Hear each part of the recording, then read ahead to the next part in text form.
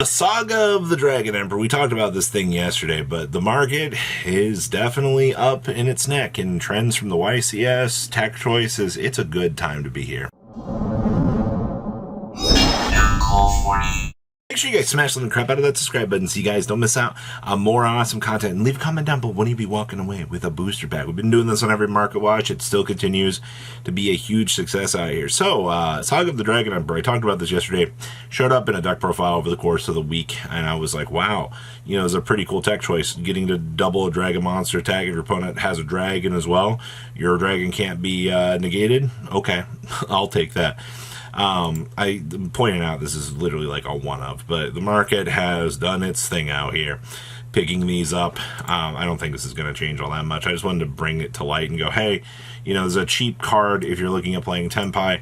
It's a one-of if you choose to play it, and it's going to cost you, evidently, 8 cents.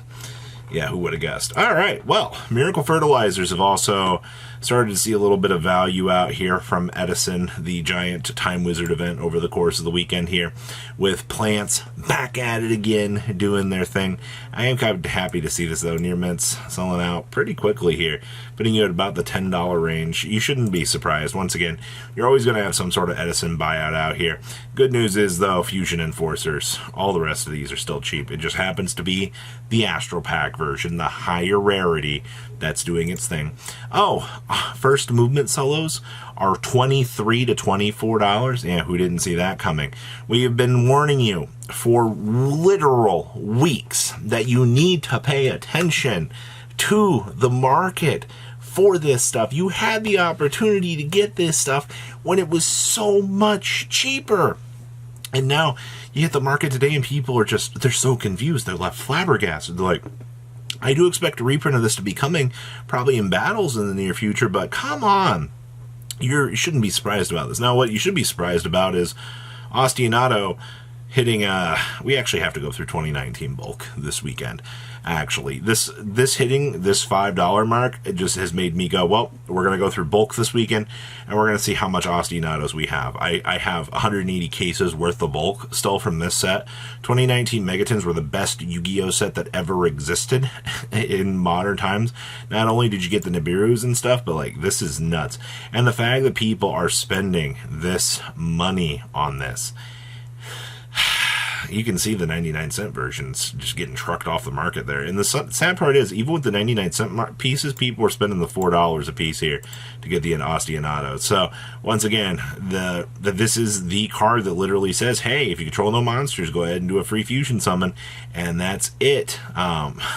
I can't stress enough that this card does not lock you. You are going to see builds out here that are going to be testing this engine and its splashability. Don't be surprised out here when you see the Melodious Train merging with the other Pendulum decks, and you're just going to be like, what in the world's going on here? All right. Oh, hey, look, Altimi Bish Bolkin, or just Tuzolkin.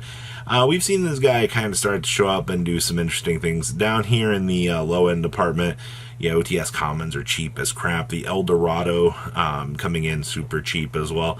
On the top end of things, hey, you can get a light play for $18.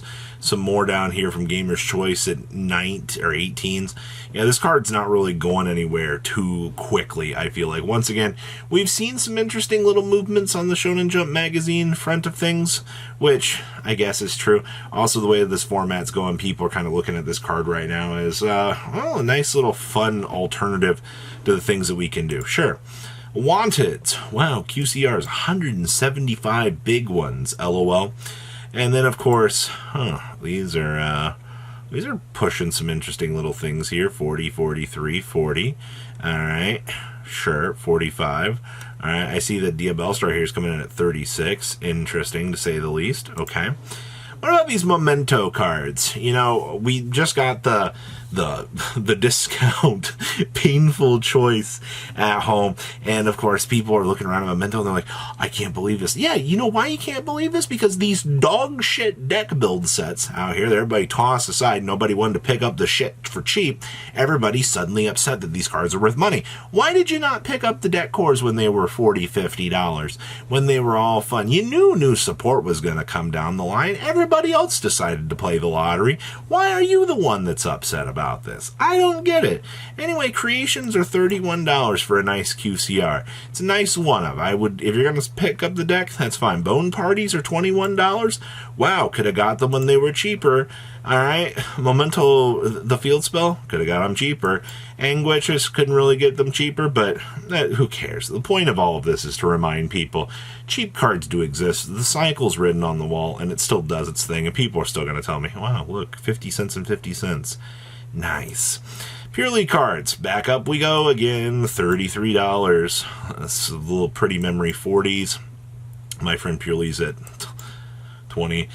This is actually, I think, the one I'm most happy about seeing. Purely Lily, which was like, I kid you not, I think this card was like $10. This thing was dog shit in terms of its value. We're going back up. Good. And look, Purely's $20. Pretty Memories coming at 16s. My friend Purely's at 12. The 13s. Okay. I mean, it's looking a little bit better out here. That's the whole point, is the Purely cards are going back up. If you picked up the deck when it was nothing, congratulations. Hey, look, Meteor Dragon. We've had a big watch list on this thing for the last couple of weeks. Keeping an eye on this. Another little fire dragon monster that the Gaping Chungus deck, aka Tenpai Dragons, gets a chance to make and laugh at you. There are so many things that the Tenpai Dragon deck has at its disposal right now that people are just like, oh my gosh, you can get the legendary common down here for actually $3. That's horrifying. But Olshay Salons, oh baby, these have actually gone down. If you had noticed over the weekend when we were looking at this, but I mean, that was right after the truck of the release got announced out here. These were like $43 to $45.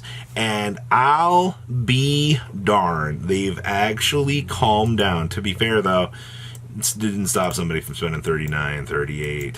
A lot of the $40 ones here have actually moved. Also, to be fair, on 4/19, that was Madolche Day. That was the day that everybody came through here and was like, I'm going to pick up the candy deck because I can afford it now. But for the most part, interesting. Big Welcome Labyrinths, $33. 33. These have actually gone up a little bit. You can also thank the YCS hype train for that. The fact that people are like, oh my gosh, Lab, I told you there were going to be stupid buyouts that were going to be happening with it. Now everybody thinks Lab is a tier 1 deck, and all of a sudden they're going to slam through the next format, and they're going to be massively disappointed, and be like, oh, things don't really change all that much. I can 1-to-1 the YCS list. Oh, man, you've got some terrible realities coming for you. But yeah, you're looking at 2021 on Big Welcome regular Labyrinths. Sure. Amano Iwado. The Runic players have spoken for the format, and I don't know why people are shocked about this either. I actually saw this yesterday, and I was genuinely impressed. I was like, wow, it's almost worth it to dig through bulk now for these. Considering these are $3, and you can slap another $1 on top of that for the shipping cost.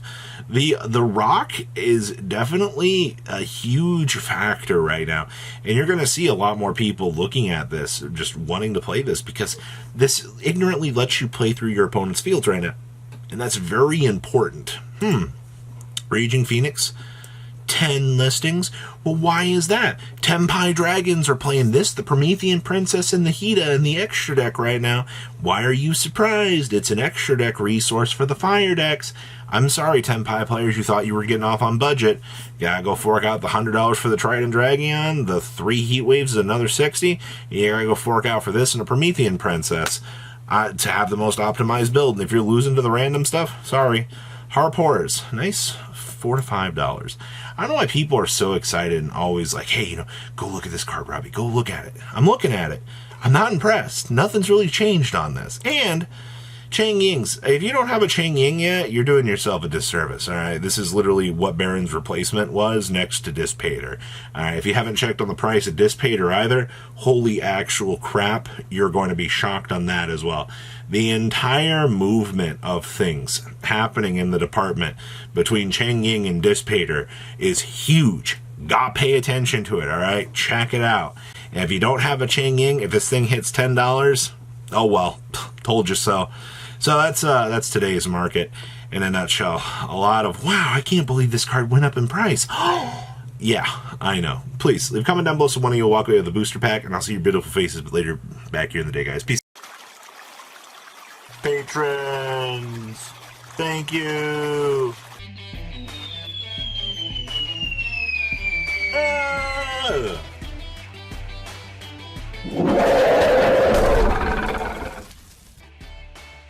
Thank you so much for watching. Check out these other videos.